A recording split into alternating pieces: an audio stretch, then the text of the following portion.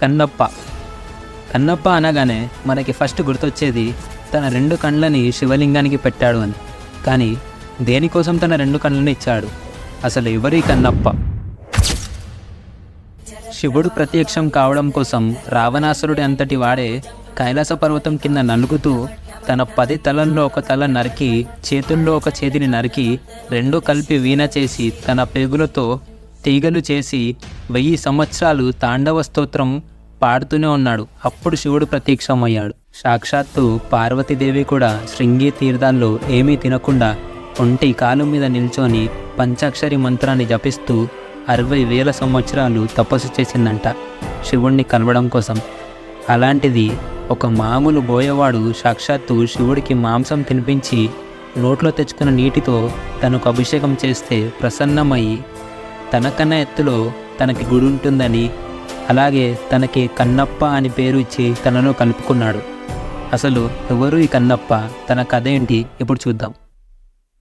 పురాణాల ప్రకారం శివుడికి 63 మంది ప్రసిద్ధ భక్తులు ఉన్నారు. వారిలో తిన్నాడు ఒకరు. తర్వాత కాలంలో ఆయన కన్నప్పగా ప్రసిద్ధిగాంచారు. తిన్నాడు ఒక బోయవాడు. ఆయన ఆంధ్రప్రదేశ్ రాష్ట్రంలో కడప జిల్లాలోని ఒక గ్రామంలో జన్మించారు. ఆయన అర్జునుడి అవతారం. ఒకానొకప్పుడు అర్జునుడు శివుడి కోసం గొప్ప తపస్సు చేశారు.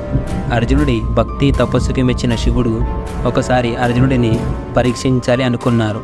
అర్జునుడి తపస్సు భంగం కలిగించాలని ఒక అడవి పందిని పంపించారు.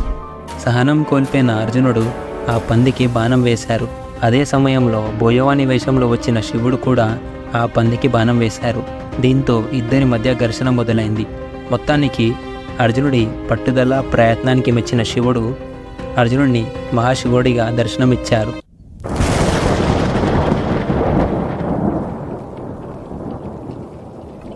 అర్జునుడిని 2 వరాలు కోరుకోమని శివుడు ఆజ్ఞాపించారు. అప్పుడు అర్జునుడు మొదటగా పశుపత అస్త్రం కోరుకున్నాడు. ఆ వరాన్ని ప్రసాదించిన శివుడు దీనిని ఒక్కసారి మాత్రమే ఉపయోగించగలవు అని అర్జునుడికి చెప్పారు. అండ్ 2వ వరం మోక్షం. ఈ జన్మలో మోక్షం ప్రసాదించమని అర్జునుడు శివుణ్ణి కోరాడు. కానీ అందుకు శివుడు అంగీకరించలేదు. నీకు ఈ జన్మలో మోక్షం ప్రసాదించలేను, ఎందుకంటే నీవు నీ బంధువులైన కౌరవులను చంపడానికి ఆయుధాన్ని అడిగావు, అందుకే ప్రసాదించలేను. నువ్వు శివుడి మోక్షం పొందాలంటే మరో జన్మెత్తాలి అని చెప్పారు. అలా అర్జునుడు మరో జన్మలో తిన్నాడుగా జన్మించాడు. ఒకసారి తిన్నాడు శ్రీకాళహస్తి సమీపంలో అడవికి వేటకు వెళ్ళారు. అక్కడ అతనికి ఒక అడవి పంది కనిపిస్తే దాన్ని వేటాడి తినడానికి కాల్చుకున్నాడు. అతను కాళ్ళు కడుక్కొని ఆ కాల్చిన పంది మాంసాన్ని తినాలి అనుకున్నారు. చేతిలో కాల్చిన పంది మాంసాన్ని పట్టుకొని నీళ్ల కోసం చుట్టుపక్కల వెతుకుతుండగా అతనికి పూలతో అలంకరించిన ఒక శివలింగం కనిపించింది. చాలా కాలం నుంచి శివుడికి ఎవరు నైవేద్యం పెట్టట్లేదు అని భావించిన తిన్నాడు తన దగ్గరున్న పంది మాంసం పెట్టాలి అనుకున్నాడు. అంతలోనే మళ్ళీ స్నానం చేయకుండా శివుడు ఎలా తింటాడు అని ఆలోచిస్తూ పక్కనే ఉన్న సరస్సు దగ్గరికి వెళ్ళాడు. చేతిలో పంది మాంసం ఉండడంతో నోటితో నీటిని తీసుకొని శివలింగం దగ్గరికి వచ్చాడు. శివలింగం మీద ఉన్న పూలను పక్కకి నెట్టి నోట్లో ఉన్న నీటిని శివలింగం మీద పోశాడు. పక్కన ఉన్న పూలు ఆకులు తీసుకొచ్చి శివలింగాన్ని అలంకరించాడు. తర్వాత తన దగ్గరున్న మాంసాన్ని శివుడికి నైవేద్యంగా పెట్టారు. అయితే దాన్ని శివుడు ఆనందించడంతో అప్పటి నుంచి తిన్నాడు ప్రతిరోజు అలాగే చేయడం మొదలుపెట్టాడు. అయితే శివుడు పంది మాంసం తినడం వెనుక ఒక కథ ఉంది. అప్పట్లో సుందర శ్రీరస అనే రాక్షసులు ఉండేవారు. వారు శివుడి కోసం గొప్ప తపస్సు చేసి మోక్షాన్ని ప్రసాదించమని కోరారు. అప్పుడు శివుడు వచ్చే జన్మలో మీరు అడవిలో జంతువులుగా జన్మిస్తారని చెప్పాడు. వేటగాడు జంతువు రూపంలో ఉన్న వారిని వేటాడి ఆ మాంసాన్ని శివుడికి నైవేద్యంగా పెడతాడు. అప్పుడు శివుడు ఆ మాంసాన్ని తినడం వల్ల వారికి మోక్షం కలుగుతుంది అని చెప్పారు. అందుకే శివుడు తిన్నాడు పెట్టిన మాంసాన్ని తిన్నారు. అయితే ఆ శివాలయానికి శివగోచార్ అనే ఒక బ్రాహ్మణుడు ఉండేవాడు. శివుడు మాంసం తినడాన్ని శివుడికి నోటితో తెచ్చిన నీటితో పూజ జరిగిందని తెలుసుకున్న శివగోచారు బాధపడ్డాడు. ఆ బాధని భరించలేక ఆత్మహత్య చేసుకోవాలని నిర్ణయించుకొని తన తలను శివలింగానికి కొట్టుకోవడం మొదలుపెట్టాడు. అప్పుడు శివుడు తనని అలా చెయ్యకు, కాసేపు పక్కన దాక్కొని వేచి చూడు అని చెప్పాడు. అది విన్న శివగోచార్ పక్కన దాక్కున్నాడు. కొంచెం సేపటికి తిన్నాడు రోజులాగానే చేతిలో మాంసం, నోటిలో నీళ్లు మరియు పువ్వులతో వచ్చాడు. పువ్వులతో అలంకరించిన తర్వాత తాను తెచ్చిన పంది మాంసాన్ని శివుడికి నైవేద్యంగా పెట్టాడు. కానీ శివుడు తినలేదు.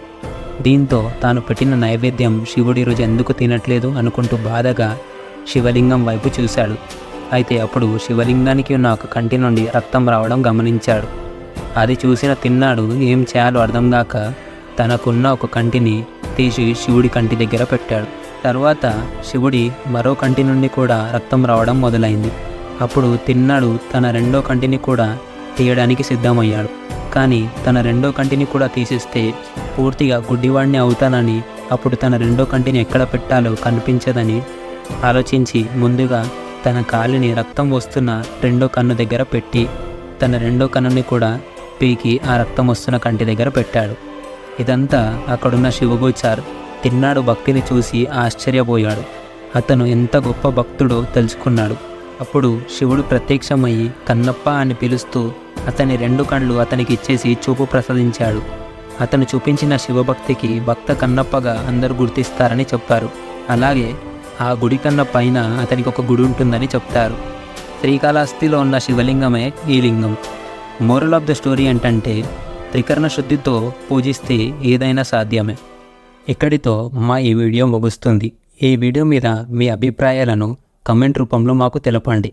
అలాగే ఈ వీడియో గనక మీకు నచ్చినట్లయితే లైక్, షేర్ అండ్ సబ్స్క్రైబ్ చేయండి.